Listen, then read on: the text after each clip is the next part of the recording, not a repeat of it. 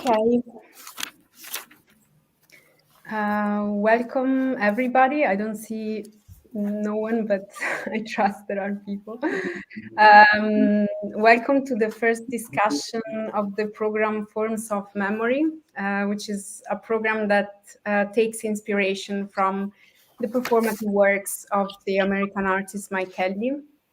And this series of talks is presented with the support of the Italian Council, a program to promote Italian contemporary art in the world by the Italian Ministry of Culture. And I would like to thank them and the Museum Macro, Luca Lupinto, the artistic director, and all the team of Macro that helped in doing this event. And also the Mike Kelley Foundation for the Arts that supported us in providing material and images.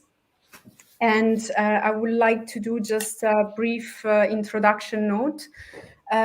This topic raised from my research at the University of Amsterdam on memory in Mike Kelley's performative work, especially in early performances developed in between the 70s when he was studying at CalArts and in Los Angeles until the 90s. And many of those were indeed related to dance and movement. For most of those performances, there were no recordings, but we have some materials, pictures, or reenactments in certain cases. And it's important to mention that before there was indeed the Judson Dance Theater established in New York in the 60s. So that challenged a bit our traditional understanding of choreography. And Kelley's early dance-related pieces were developed within these years. So there were like the Dancing Partner was a work that he did in the 76, or the Pole Dance that was in 77, but was then reenacted in 97. And this period would lead to major dance-related works that he did later, such as, for example, Days Done in 2005, that he did 6, that we will see today in some parts. So I would like to depart from this to introduce you to the speakers of today and to discuss with them some of their choreographic pieces. Just a note to the audience, you can please do ask questions, and you can also write them in the chat, and I will deliver them after the talk.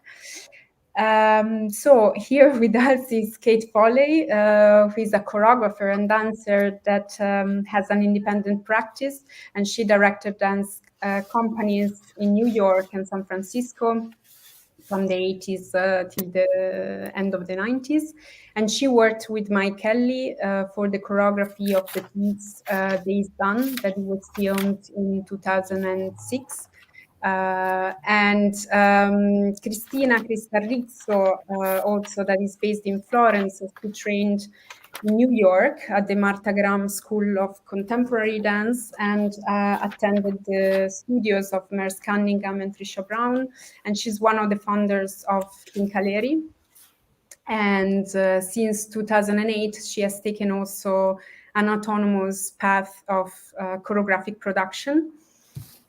And with us is also Marco Mazzoni, that is also a choreographer, performer, that trained in performing arts in Florence and New York at the Merce Cunningham studio.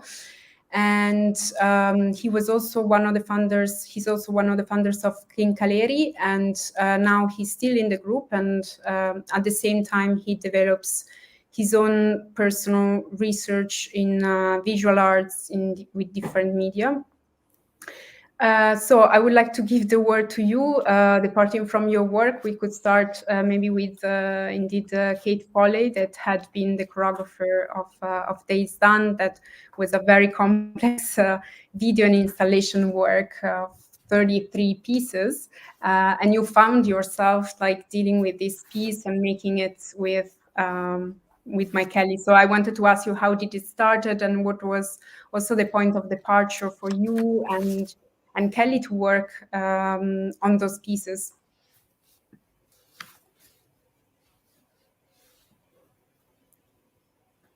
She's frozen, maybe internet connection. Hello, Kate. Kate. We have lost her. We have lost her. Okay, so maybe we can do actually the other way around. So giving the word to Marco and Cristina, because you also dealt with reenactment, like we will see later with Days Done. So your performance, OTTO, that it was in 2008 was quite distinctive for this. So how was she's back. I'm back. I'm sorry, Hi, Kate. I'm in a storm. Wow. So I moved closer to my router and the signal came back. I'm just plugging in everything. Sorry. Okay, no, I was just asking how did it started and what was the point of departure for you to work with Kelley and so on? Let's see. He invited me into the project and said, we're working with these photographs and we'll treat them as though a folklorist were interpreting them in reconstructing, imagining what happened, what was the photograph documenting. And so that was how the project was framed to me. As we started working on it, he began writing songs, and many of the songs had lyrics, which then gave his take on a situation in which neither of us were present, but he was very clearly describing it because he wrote a song about it. So, I could kind of, it gave great license for free association. And that was the motto. I mean, that was the working ethic. And we could watch him, those of us working on it, were watching him do it all the time to make up what was happening in these photos from his point of view. And then those of us that were adding other dimensions like dance, I was free to do the same. So in the case of, and I choreographed 6 dances and consulted on a couple other sections, the mimes. There's a formalist mime section with 2 mimes moving around in the frame, a picture frame. But mainly I danced in one, I had one solo and then cast and choreographed the rest. So we did the casting together. I would get the song, understand the general principle, construct the dance completely, and then he would come in and have a look at it. And there were very minor changes usually made at that phase before we went into the shoot. And in shooting them, he was the director of the shoot, but I also came in with camera scores and ideas about where the camera should be positioned to show the choreography to best effect. And then once that was covered, we just played, and again, it was another kind of zone of free association. And what if we did this? And when we had a firm base of material, it was easy and fun to do that. And you also the casting, it was done following the photographs, no? You want to show the photographs? I can. Yeah, sure. Good idea.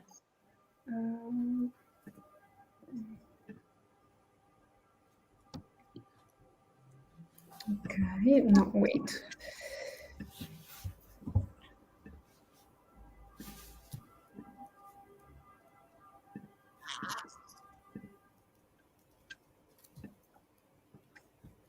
You see them, right?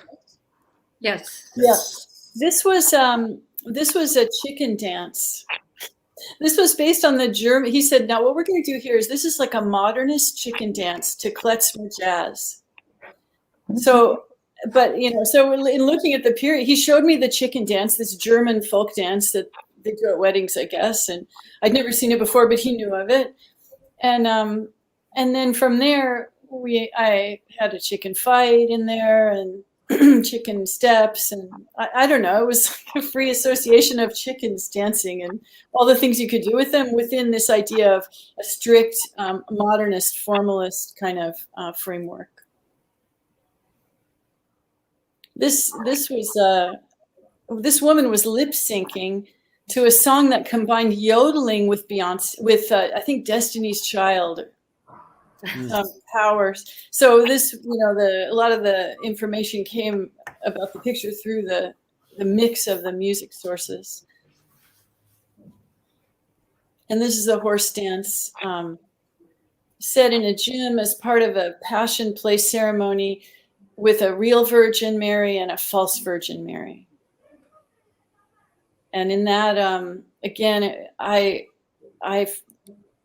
riffed on every footstep I could think of that had to do with horses. That came out of the ballet tradition, that came out of the tap and vaudeville tradition. So we were playing with manners, with this kind of vaudeville aspect of these horses having excellent manners, and being really kind of court dancers. It's like as though the horses were court dancers. Okay, it's a basketball court, but they're in front of a kind of royalty, so it's very formal. And then playing around with other kinds of popular tropes in footwork that could be thrown in and juxtaposed with it. And this piece was shot for the installation and reenacted live in 2009 at the Performa Festival in New York, alongside several other reenactments, including a version of the choreography that Mike cut from rehearsal footage and called the Judson Church Horse Dance. And then it was presented on the DVD as extra content in a very stark way without the costumes. And that kind of folded back on itself when he chose the venue for all this material. And we actually had a performance in the gym of the Judson Church, both versions. And the dancers also opened the show and kind of warmed up the audience by playing basketball. I don't know if I told you that. No. Yeah, it was absurd basketball. There were no rules. And Mike just had a whistle. And he just kept blowing the whistle, and then whatever they were doing, they would stop and then start over again and basically fake playing basketball. So maybe you want to show one of the video. Either from the installation or that's easier to see, and then maybe a few seconds from the reconstruction in 2009. Yes, I can. Wait. I can share the video file now.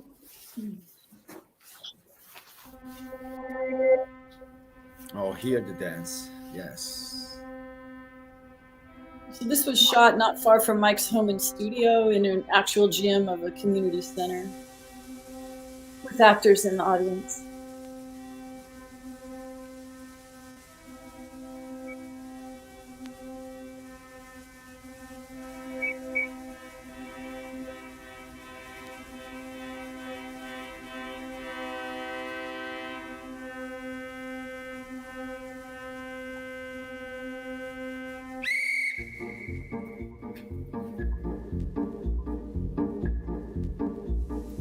This music was taken from a record of organ music. I guess that was used in circuses and theaters and kind of performance organ music from popular culture that was cut up into the score for this dance.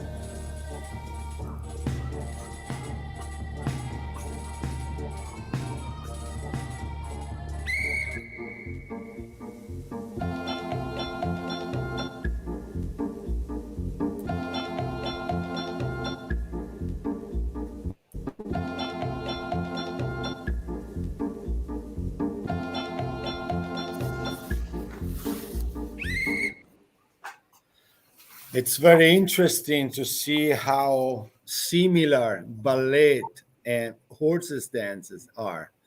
Because there is a lot of steps that then reminds you, like the ballet steps.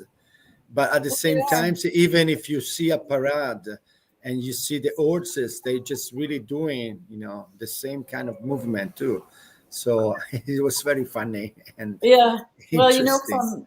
from Hit Parade, that ballet and dancing horses actually started at the same time, and there were maybe dancers on stage in the court, but there were also these large outdoor spectacles, which horses in formation, and some of the vocabulary ballet comes from animal steps, pas de chat, pas de cheval, and Exactly. yeah. Now I don't know if you want to show a bit from the performa reconstruction. The gym, yes. 1 second. Mm-hmm. It's 1 minute, so 2 minutes. Wait.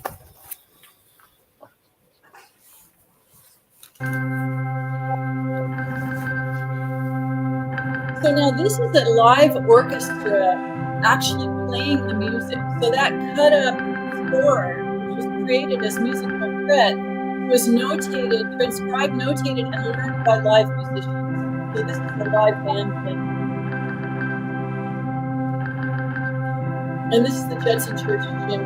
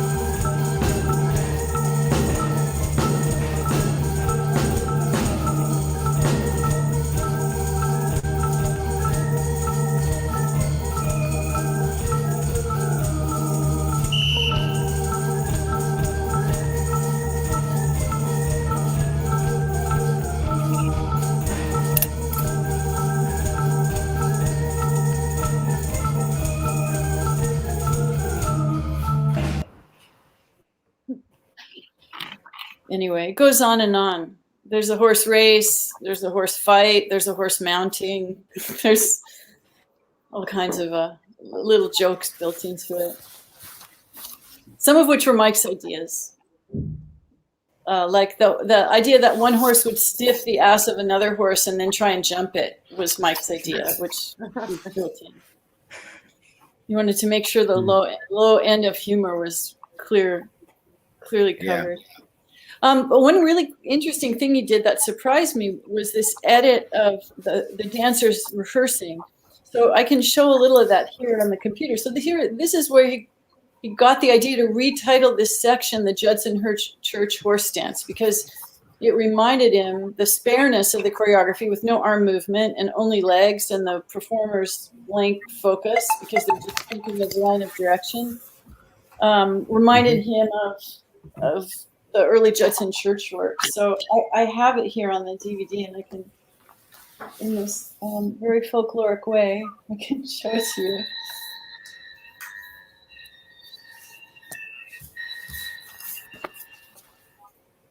Okay.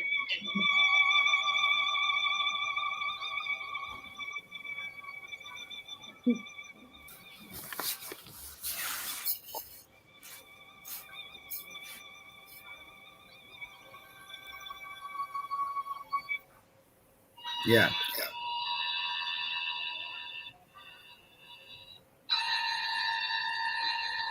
So he took the choreography out of sequence and looped it and jump cut it, and it was this actual version, this resequencing of the choreography that we then again reenacted. So the choreography had to be notated and then relearned, and solutions found for when they were popping around in the space because they were jump cuts, right? So I and the dancers had to we had to learn what he did. Excuse me, I'll just learn what he did, and then do it live. And that was in the same performance in Performa in 2009. Yeah, kind of the construction of the other one. Yeah, or reconstruction of a new one. I mean, exactly. It became a kind of, and even now, it's a hall of mirrors because there's abundant documentation, many versions, even though there were only, there were 3, objects that came out of it. The original art installation, which was a kind of carnivalesque, huge gallery space filled with different installations going on and off at different times. Then there was the feature film DVD version, which originally was 4 hours long, of all these installations intercut, which got down to, 2 hours, something like that. And then there was taking a handful of those and reconstructing them and shooting them again. And this has led to a lot of confusion on the part of other art historians as well, who've contacted me to understand what, was that costume one in the first exhibition? I don't think it was, but by the time the catalog came out, there were documents that made it appear as though it was. I first saw it on the DVD years later after the film was edited, and and it's very interesting to talk about memory reconstruction now, looking back at it after so much time. And because it can be seen as part of the whole process of constructing and reconstructing. There was also like fundamental mode of practice for his own and especially when we are not thinking of that, because sometimes you make a piece, you make a like a choreography, and you don't really think too much about what's going on when you will going to redo it again. And sometimes you really, in our case, for example, we've been working so much with the subjectivity of the performances, then sometimes if you are not starting from the beginning to take a real notes, it's really difficult, because you can go through the videos, but at the same time, there is a kind of quality or intentions. I mean, it comes to my mind like all the process that we did with OTTO, for the reenactment we did. Then at one point, the 3 people that were on stage have to take care personally, as singular, to the people that were doing your part, because we had a video and everything was set, but there was something that only the interpreters know exactly how to, for the attitude. So sometimes it's interesting, because even when you're thinking to do exactly the same, then there is a lot of similarity, but not really quite exactly the same. And I can imagine like with documentation too. I think video, it's like photography with folklore, because actually this was an examination of folkloric practices, and there's the idea that you can somehow reconstruct the authentic version of something old in folklore, right? And in ethnography. Yeah, exactly. Oh yeah, well, this picture is the best version. This is the one true version of this dance that happened for generations, and so this is it.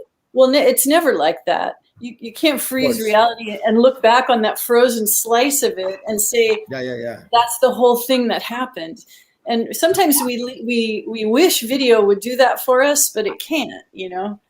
It can never be the whole thing in dance. And it's only recent development, isn't it, that we try and even reconstruct something from that happened in our lifetime, Yes, as exactly. choreographers. No. Our generation of teachers before us didn't. Of course, it was rare if they had documentation.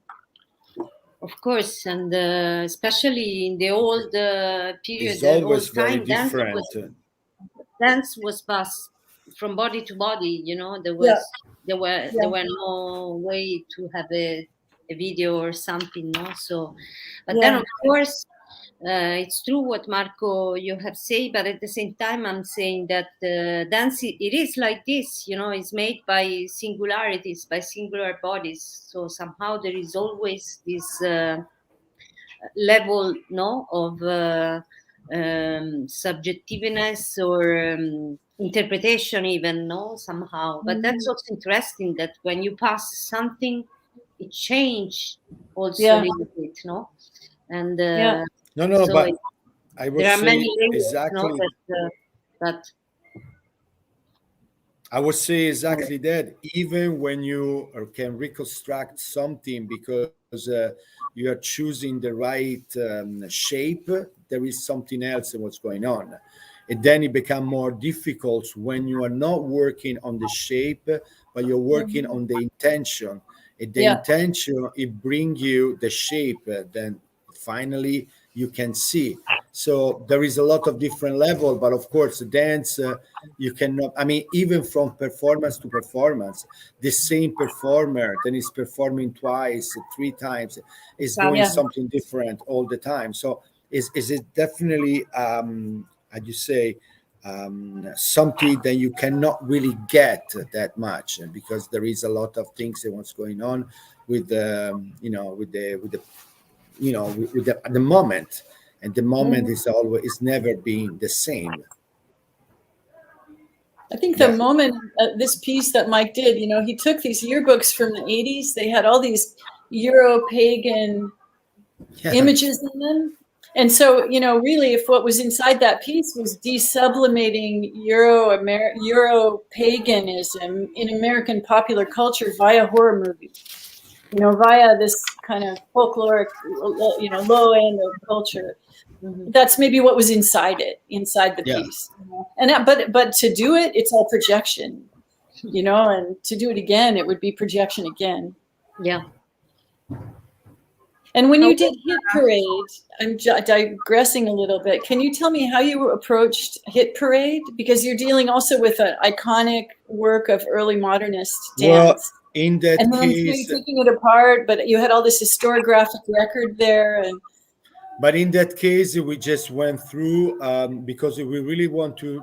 It was like a documentary somehow. We really want to talk about that period of times and how that period of time it was influenced all the performance in general.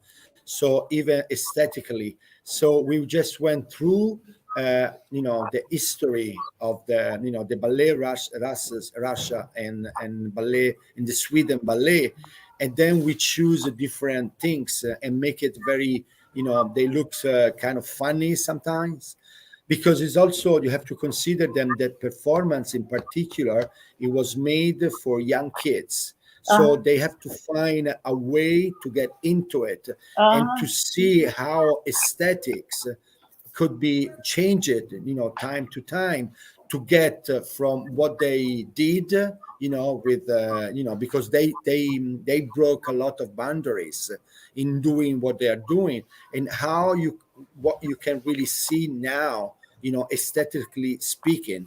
Even the horse things that we did from the Picasso costumes, for us, it was just a deconstruction of that choreography. We took two elements, which was the head and the tails, and there was the only two things that you can see. And then we show the idea of the inside, so showing the steps and also showing the game of the representation, of the show. I mean, so Hit Parade has a really, is a show, but it's also really want to do. It's more considered kind of documentary performance, because he really want to show how it was working, Yeah, but with an educational intention, right? It kind of course, there is all our aesthetics. Then it came up, up, and you've been working with all that science that you've been using from time to time. I mean, from the beginning, because then, Kinkaleri in this way has is in OTTO, for example, is very evident too. Do you want that we show OTTO, and then we talk a bit about it? Oh yeah, sure. We show a section of it. Wait a second. A section of 3 minutes. I have a mosquito here. We have a lot of mosquitoes.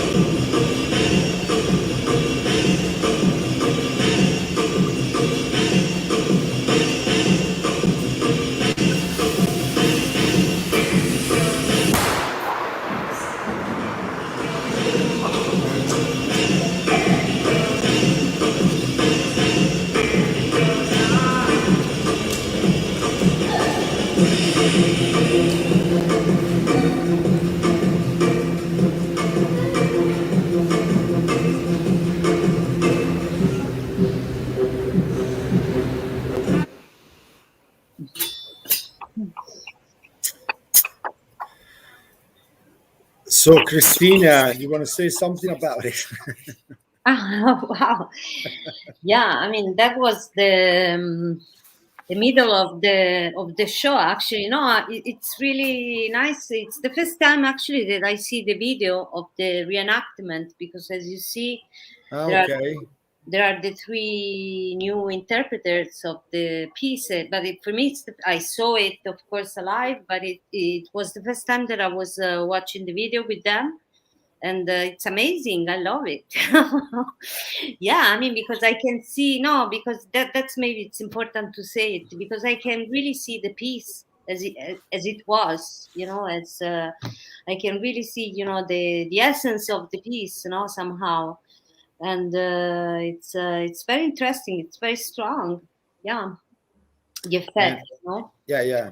And No, yeah. if I have can add something concerning what we were saying before, OTTO, it's true that was made through and by our subjectivities, me, you, and Luca, that we were the three on stage actually performing. But at the same time, OTTO has really a very strong structure, it's very composed. It's like, and very well, Marco, that there was even a rhythmical composition, very, very straight, that, I mean, on time and space, so that, and that was the only way to allow the objects somehow to remain alive and have their own path inside the choreography, because in OTTO, as you can see, there are a lot of objects that are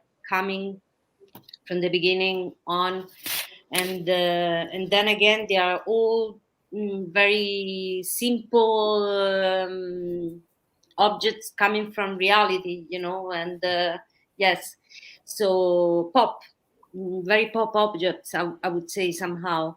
And maybe in OTTO again there is this this way that we consider to work with low and high levels in the same way. I mean, conceptually and aesthetically also, and yeah, maybe Marco, from here you can add. I would like just to make some subjectivity in OTTO is important, but is part of a very conceptual idea. And our subjectivity is not because we could do whatever we want to, but because we were bringing some material, and then it was becoming very objective because there was some intention that we were looking for. And that's the only a clarification that I want to make about the subjectivity. And at one point the piece doesn't really talk about ourselves, but it's talking about very universally about a lot of other things, and we were just the one that was bringing some the physicality. And in that case, as Cristina say, there was a very strong structure, which was also the one that we could possibly redo it again with different people as well, because the structure of the piece and what really gives an idea of the piece himself, the choreography, is because everything we do in terms of space and time and action, it's really set. There is no improvisation at all. It's what really could change if the quality of the interpreters, then they have to work with what they are and not in doing as they. I mean, we didn't looking for someone that was alike us. We were looking for someone that was bringing some differences than there was already between us. So in that way, the dynamic and the composition could be alive and be exactly how it used to be. And we also did once, did you remember, Cristina? Then they asked at the Museo Pecci to do a performance to have the whole cast, and we did once without saying anything to the people. I mean, we just revealed in the morning, because we didn't want to have a lot of people just come to see us doing again the piece. And the piece is probably was it was very different than what it used to be. And I think with the young guys, it's definitely more closer of what it was conceptually thought. Yeah, but that's what I'm saying, that I'm noticing, and it's a very strong information for me as well, that even as you said, of course, there was when we did OTTO in 2001, 2000, it was really in the creation, in the process of the creation, it was really somehow uh, our way also of dealing with with the word in that moment, no? Because Yeah. OTTO really speaks about you know what happened after. From 2001 on, I would say, how the West changed completely, you know, somehow. So, but at the same time, it's very interesting because of the structure, because of the choreography, because of the composition, because of the rhythm, you know, what we had said. It is still possible to make it happen to completely different bodies and minds that are much younger than us, you know, and that also they have a different approach to reality somehow, no, today, now, which means that the essence of the work, and in this sense, I think maybe we can find the relationship also with Mike Kelley's work now. You know, the essence of the work, it's still there, and it has still something to bring out, no, even if, you know, the aesthetic maybe it's not mm, the aesthetic of the now. I think it's a lot of to do also with the science that it brings out. All the props that we are using Yes. are in some way materials that are coming from the real world, and people can really recognize on it. That's why somehow it's still very actual.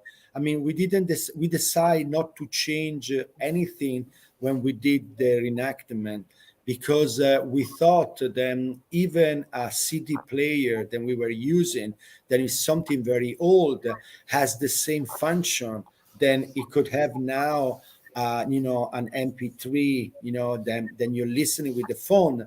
So in that way, it doesn't really change that much its function, and we decide to keep it how it was, because it's also to show that is something that has already 20 years.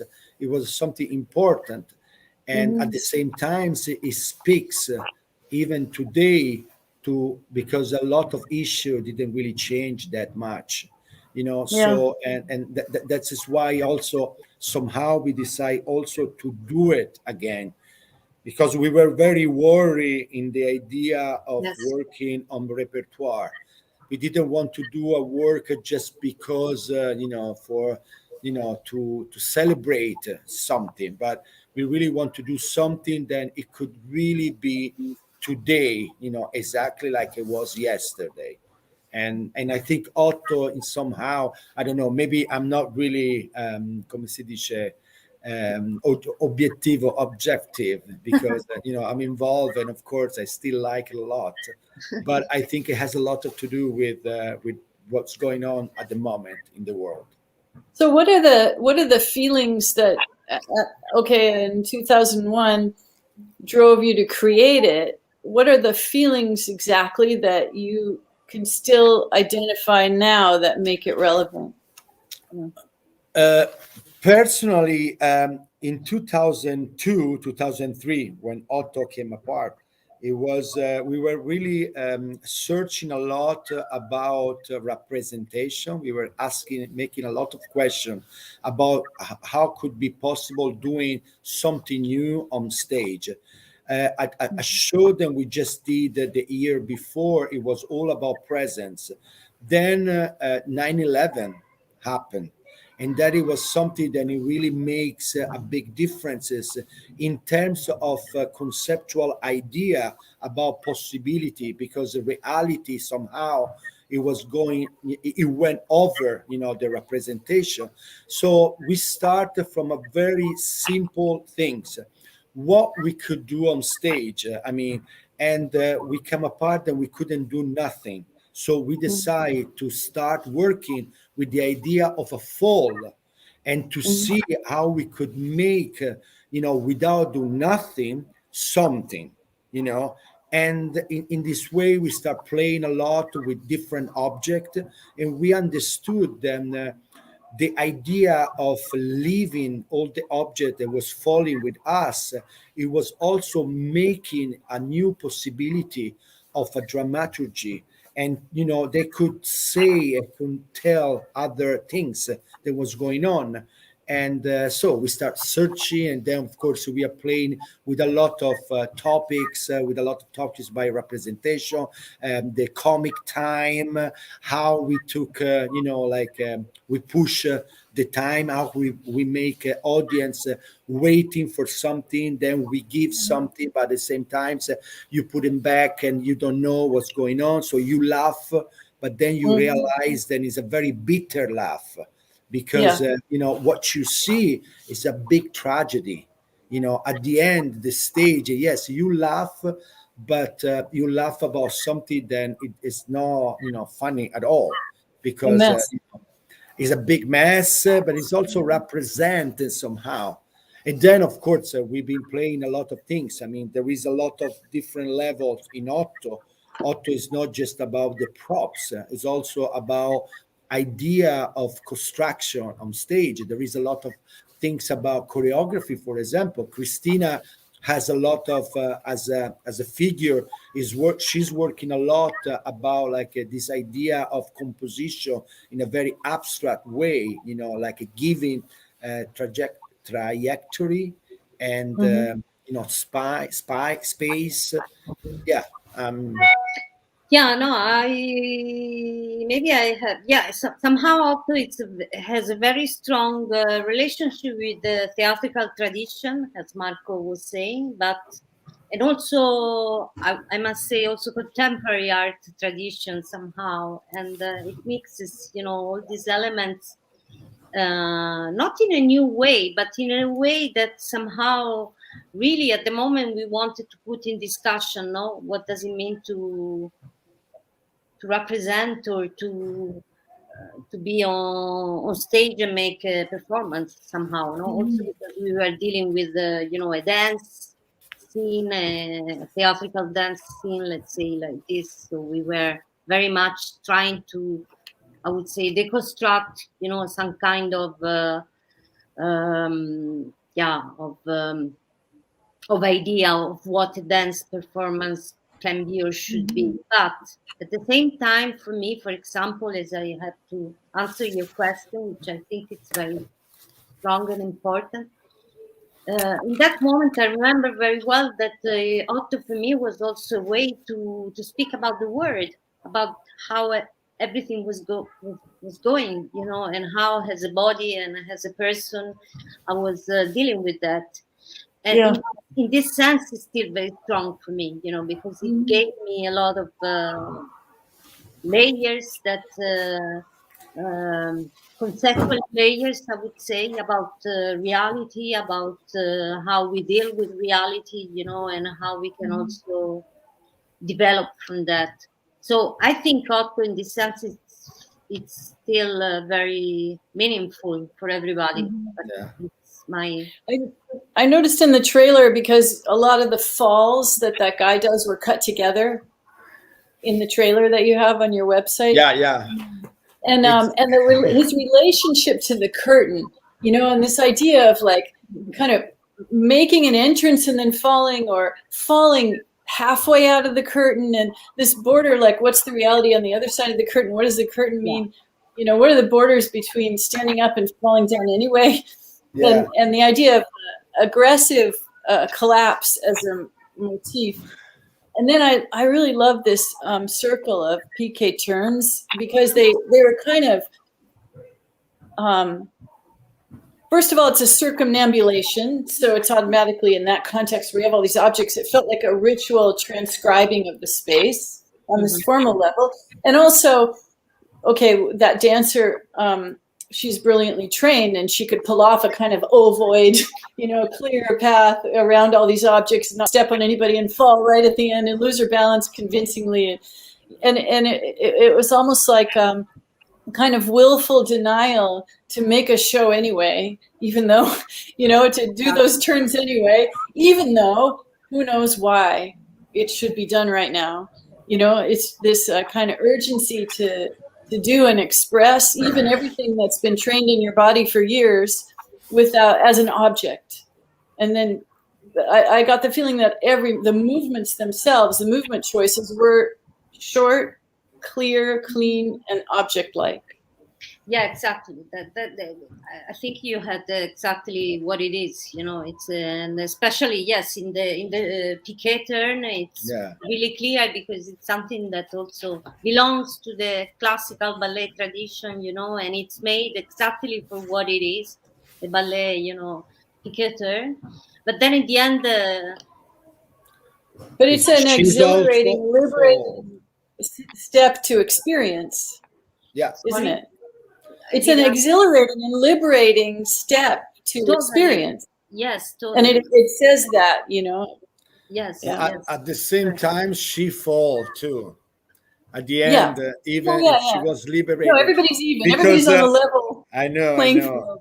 There is a lot of elements in OTTO. Then it comes, go, and come again.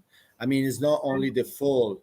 And it's funny because you notice in the trailer, and the trailer is really the opposite in terms of timing of what is the show, because the trailers is really like everything is really one after the other. It really stay on the beat, and it become just like is a trailer. I mean, working as a trailer to to get the attention in few minutes. And the show makes the audience wait for everything. I mean, in OTTO, the audience is a very important part, but they also have to give time because they always there waiting for something. And after a while, they really want to see things. So it's all like even a an double explosion. play. Oh yeah. You get the end, you get the cake, you had the plates. When they arrive with the plates, everyone wants to see them fall down. I mean, it's really, they play a lot with desire in terms of composition too. And that is really something that was really interesting us, because we take away a lot of moments, but at the same time, because the timing and because the expectation, everyone could really see things that they didn't see it in the beginning, but they saw it after, because the rest, it was there. I mean, I don't know if I'm and I will send you the link so you can really see the show, the entire show. I'm hooked. Yeah, definitely. No, it's very curious also to see, because everything changes, but once objects reach the floor, they stay on the floor. So the floor makes really traces with these objects. So there are already there is already a question, and but I was thinking also I wanted to ask you how you work with the repetition. Also because it's interesting to know how you all relate maybe differently, with the topics of repetition and reconstruction. And Mike Kelley often was using repetition as a reconstruction that was never the same, especially in the performances, movements and words changed with the repetitive act. And I wonder also how much of this relates to the Judson Dance Theater, infusing a bit the ordinary in the arts and the everyday movements. And how the use of repetition in your practices relates to other influences that you got. I don't know who wants to answer first, actually. For me, repetition allows a conversation about time, because you've seen something before, then you already have a memory working when you see the step or the move or whatever it is again. And then there's a question of duration. If you want to accent the feeling of the passage of time. For me, the repetition is directly related to time and playing with time as almost a plastic object. And okay, in the sense of the minimalist choreography, that's a way of flattening a peak, right? It was to repeat something. For me, variations are really interesting, like variations on a theme and juxtaposing the way you saw it before with the way you're seeing it now. It's a very important tool for me. Yeah, I mean, I totally agree with what you have just said, and I think in Kinkaleri's work, repetition was always present. No, in many of our works, we were dealing with that, and it's an element that, for sure, I have. I bring with me, and especially now in this moment, I really think that repetition somehow, I would say loop, but not in the sense of looping, but in the sense of repeating. It's something that we need in this moment more than progress, so to go back and say the same thing, maybe affirm something in saying the same thing, even with the body. So for me, it has also a very strong political and conceptual meaning in this moment. So actually, my new piece is totally about repetition. But Your new piece that is on the making now?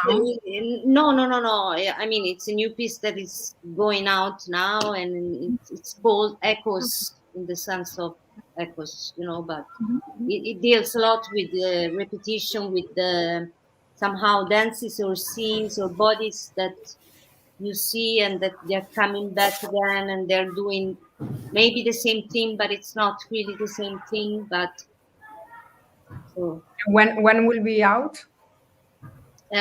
is touring now, so maybe next, I don't know where we will do it. We just did it in Bologna at the beginning of September. Yeah, but I hope it will go around a little bit. Yeah, I agree with Cristina too. I mean, the repetition brings you sometimes the real essence of things, because it seems that you're doing the same action, but then doing it again. I mean, you're showing differences. Sometimes it looks, I mean, it seems boring if you're thinking, then you could see the same things for a long time, but at the same time, you really allowed you to get more deep inside. And well, with Kinkaleri we've been doing also some work really specifically uh, into the repetition, and then we've been using repetition also as a research for a lot of other pieces, even when they didn't, they get the idea of repetition to be part of the process himself. But yeah, it's if you want to get certain things, sometimes you have really to stay in one thing and try on and on and on and on. Yeah.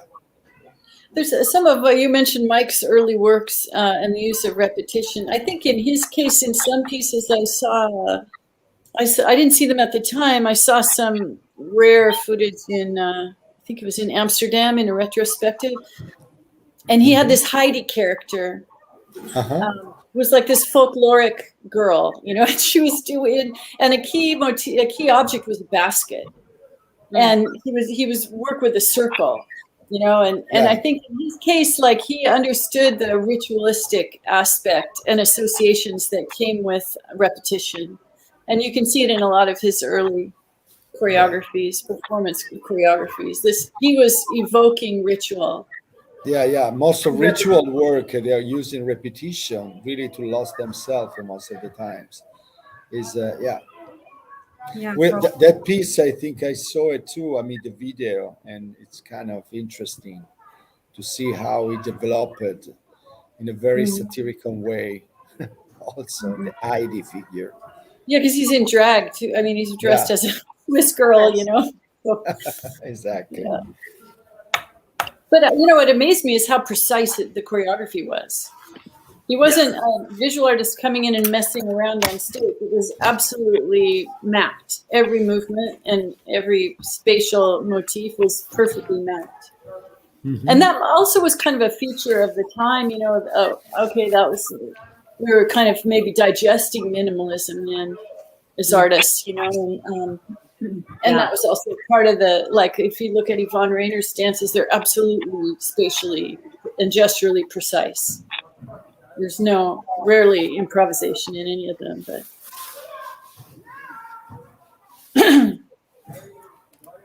Yeah, and like for the early performances, indeed, Mike was using repetition with movements, but also words. Like while acting, he was really repeating the words, like slightly rephrased after. Yeah. So, He was a poet, really gifted poet. Yeah. Even improvised poetry, amazing sense of rhythm and time and rhyme, and he could improvise it, which is really a phenomenal gift. But as a writer, he employed it a lot. there is a question maybe from Mario Pieri.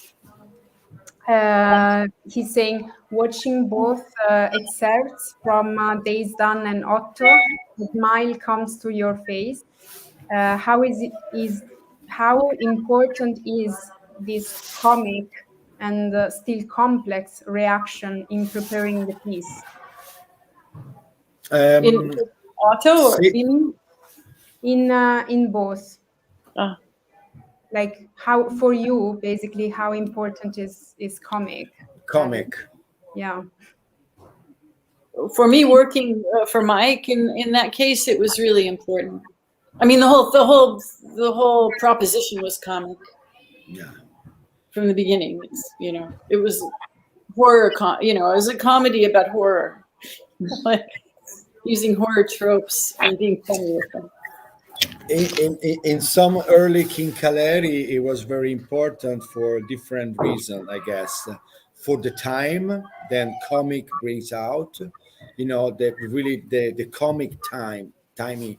In OTTO is really important because it's something then you can play with. It's something you can makes you laugh at the same time. If you take away, what is supposed to happen after in the comic time, it become very it's like a black hole.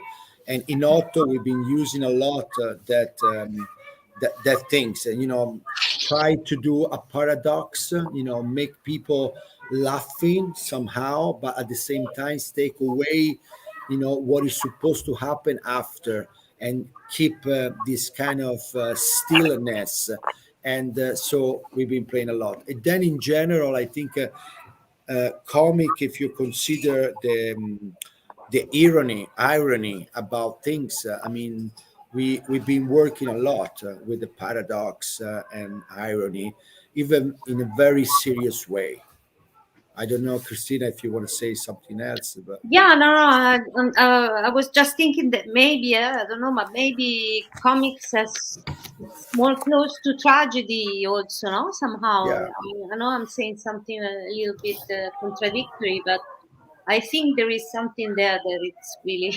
That's why we were also attracted to comics, not yeah, for the sake of making people laughing, but yeah. because there is this, and of course it's I don't know, in the case of OTTO for sure, and Kinkaleri's work in general, it's more close to the coldness of I don't know, of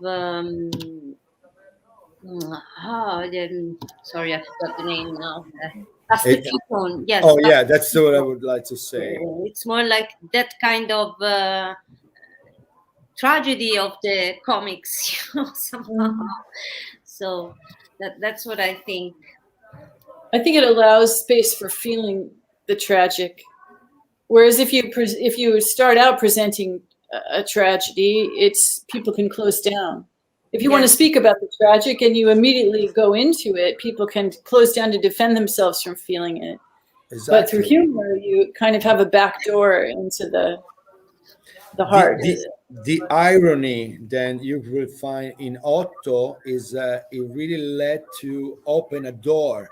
And then when you walk in, then you're ready, you've been catched, Mm-hmm. And that is what really was for us all about, because it's little by little you construct. They start trust you. They start laughing in terms of not really to be. I mean, there is a clownesque attitude which is very serious. Then it bring you this really laugh because it's a paradox.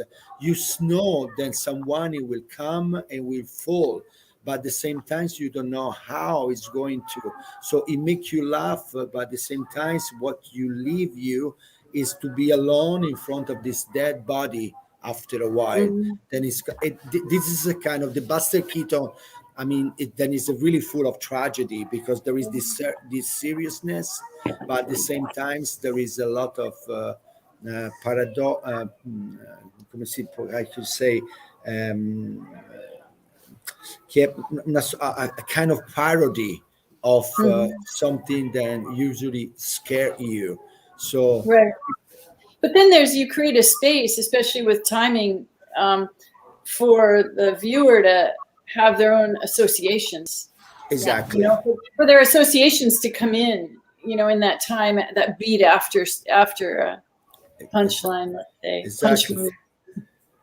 This is another of the reason, because we were considering the set of OTTO as an installation as well, because at the end you can give all the time to the audience to start looking to the everything. I mean, what it was on the floor, and they can really reconstruct their own story about what they could have seen. And that is also another level, you know, like a space to associate. Exactly. A lot of minimalist work can do that if it's successful. You know, it brings you have space to interpret, right? It's not exactly. Yeah. See, I think we answered that question. Yeah, and okay. Are there any other questions? I don't see them. So I can do the last one and then see if somebody else has other questions meanwhile. I was thinking that you, as choreographers, you had a spirit of collaborating with visual arts, both of you, because it's you with Mike Kelley, and then you with Inverno Muto, but many others. So then I was thinking also, is this helping your work to communicate with visual art collaborators in a way? Like how is this collaborative work for you? For me, it's an important part of my practice. I do a lot of work with the Museum of Modern and Contemporary Art here with students, and the main purpose is to instill in them, to give them the opportunity to transpose what they know about making art with what the artist who did something knows about making art. In other words, to try and find a conversation, first on formal grounds, and then on any kind of background or conceptual grounds. Because I think it's we should. I don't like being in a silo. You know, as an artist, being in a silo of dance and then having all the other art forms. I think it's deeply collaborative form, and that was always true in creating works for the stage with composers or scenographers or whatever. But I let's say in the kind of what do you call it, the dematerialization of concert dance that's happened for a whole number of reasons: economic, financial, viral. These other modes of communication, other environments of communication in architectural space or in exhibition environment or a gallery environment, they become just as vital, don't they? You know, because we're speaking about the same kinds of ideas, and crossing these disciplinary lines was a part of my attraction to going to CalArts in the first place in the 80s, when that was really gaining momentum, that kind of way of making work. And it never really stopped. Maybe it got bigger with site-specific work. And for me, it's vital.